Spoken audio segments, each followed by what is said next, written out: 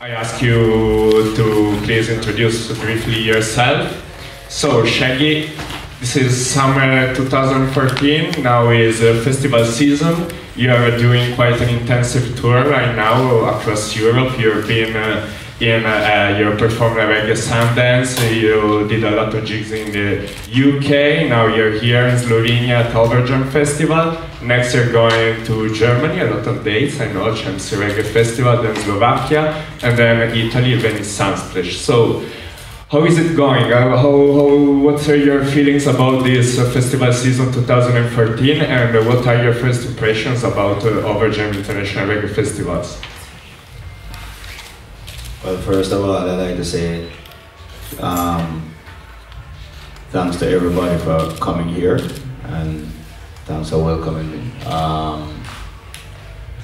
The tour so far has been very wet, very rainy.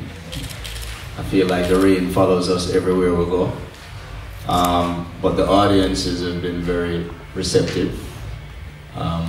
In some cases where I thought that the rain would make them not go out, they actually came in bigger numbers.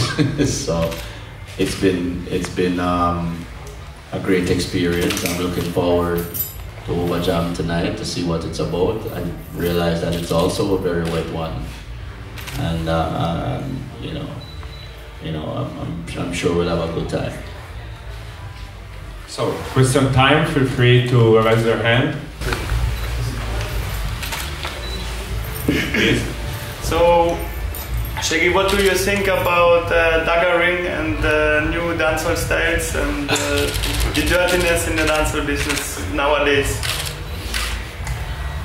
I don't mind watching the daggering. I don't dagger very well. Listen, dancehall culture is a very colorful culture, you know, and you see various styles coming and out. I think the daggering is kind of a thing of the past now. I live in Kingston, so you don't really hear much daggering going on. You know, you might find one and two dances where a man might deal with it here and there, but you know, I just think it's just one of those fads that really just came in, and it was really a fad that really took on a short life and just kind of went, you know. So, but it's part of dancehall. Dancehall is just colorful like that, and that's why it's entertaining. Thank you. Yes. My name is Lauren from African Life, and hello, Lauren. How are you this Not bad. Well, my question to you is that you've been in this music industry for 2 decades. You've traveled extensively. You've been around the world. What has been some of the most memorable moments that you've had to date? You're talking something like about 20, 25 years of doing this. It's hard to pick any one thing, but there are a few things that stand out in your mind. I would say, the meeting of James Brown. We did a tour together, and James Brown was very vocal of what he thought of me. He came into my dressing room and kind of sat me down and put his bodyguard at the door, and very intimidating, saying that well, I noticed every night that when I played, they would bring a chair for him and he would sit and watch. So it was kind of strange why he would watch my segment of the show all the time. And then he came in and told me that he's seen lots of artists come and go, and he thought that I was the truth. And I need to let people see both sides of my talent because I'm also funny. And he says, God bless you, and as long as I have my talent, I will be a rich man. No matter what they take from you. If they take your money, your house, your car, your woman, your talent will always make you be a special and a very rich person. And then he shook my hand and got up, walked through the door and said, God bless you. So that was a unique moment. And the other one I would think was probably my Michael Jackson meeting. Because I never in a million years would thought that Michael Jackson would be a Shaggy fan, but he certainly was, and knew every song and wanted to know everything about every song. So There's some more, but you know that kind of stand out. Yeah. Yes, ma'am. Hi, I'm Mateja. I'm Slovenian journalist, and I wonder how do you feel in Europe and most of all in this really small country, really small place, Tolmin? How do you feel here? I'm used to small countries and small places, small towns. I'm from Kingston, and Jamaica, which is a small country, and I go to, you know, well, Kingston is kind of a big city compared, you know, but I end up on weekends going to very small towns in Kingston, in Jamaica. You know, Port Antonio is one of my favorite places. So this is kind of like a home away from home. When I went into the town, Q and I walked from one part of the town to the other part of the town, which really only took us about 5 minutes. We had pizza at the local pizza place and had an incredible dinner at the hotel. Big up to the chefs because you know it was really, really good. And it just looks like a place that everybody knows everyone. You know, seen a lot of tourists. I think there was a lot of people from out of town that was here that came. You know, I guess for the water, for the river, and just having a good time. I myself didn't have that opportunity. A couple guys from the band posted pictures on Instagram, so I know they were out having a good time. Which I missed. Apparently, I'm in a different hotel from them, so I think they got the better part of the deal. You know, but so far, you know, good. Can't complain. Yeah. Anybody else? That's the thing with journalists, they never talk. And they have so much to say. I have another question. Yes, ma'am. Saying that you're Jamaican, and there are lots of, you're in Europe right now. I'm from Africa, from South Africa. And we have a tendency of you know, always wanting to go to Jamaica and visit. What is your favorite place in Jamaica when you're not on the road, not on tour, when you're just out relaxing? And what places would you suggest to people like myself and everybody else here to visit? The place I would suggest you would probably need an invitation. That would be my backyard.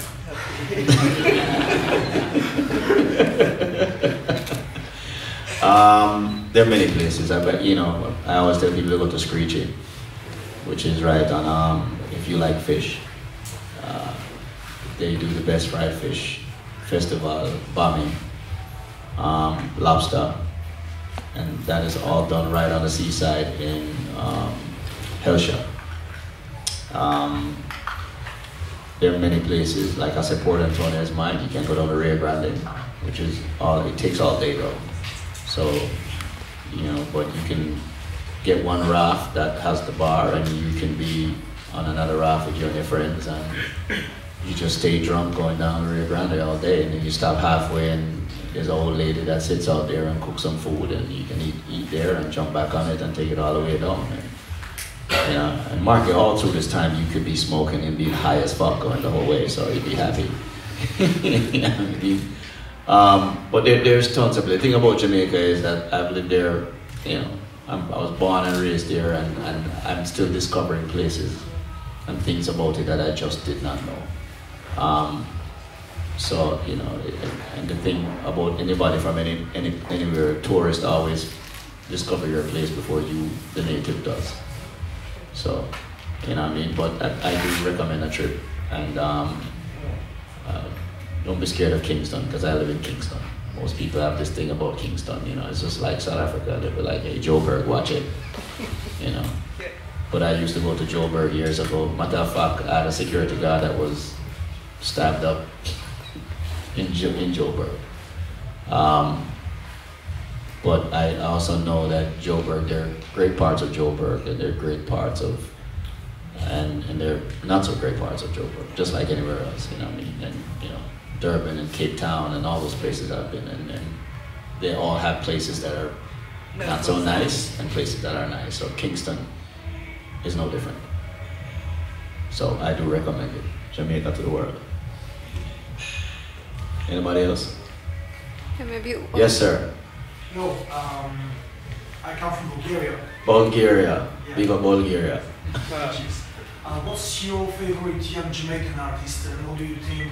We saw Chronix last night playing here. He had an amazing show. What do you think about the way Jamaican music is going nowadays? The evolution with new rules like Protoje, like Chronix, all these new guys coming up. Do you like some of them? Which one is your favorite? Well, I'm a big Chronix fan also. I mean, I did a record with Chronix on Bridges on my Stan Robbie album. I thought it was great. Q was the first person that actually, my DJ Q was the first person that introduced me to Chronix music early on, and then I got to meet him and kind of got into the whole vibe of him. So I'm a big Chronix fan, and there's a lot of hope. He has a lot of riding on his shoulders right now, you know. But there's also somebody else you guys have to look out for, which is Cranium, out of New York. And he's doing some amazing stuff. I heard a couple of stuff that has not been released yet, which is just some really, really great music. You know, I mean, he's more on the dancehall side, more on the, you know, Chronix is more on the root side, but he's more on the dancehall urban style. Definitely more for the ladies, but just some really great music, you know. And then you still have other artists out of Jamaica. You know, like you said, Protege and a couple of these guys that are doing their thing. I always say, you know, if you have 90% drive and 10% talent, you still could make it and make it even big. You know, the ones that would not make it are the lazy ones. I don't care how talented they are. You know what I mean? And I've known a lot of artists that when I see them, they open their mouth and I see them perform and I say, wow, this guy is amazing. And just because of the lack of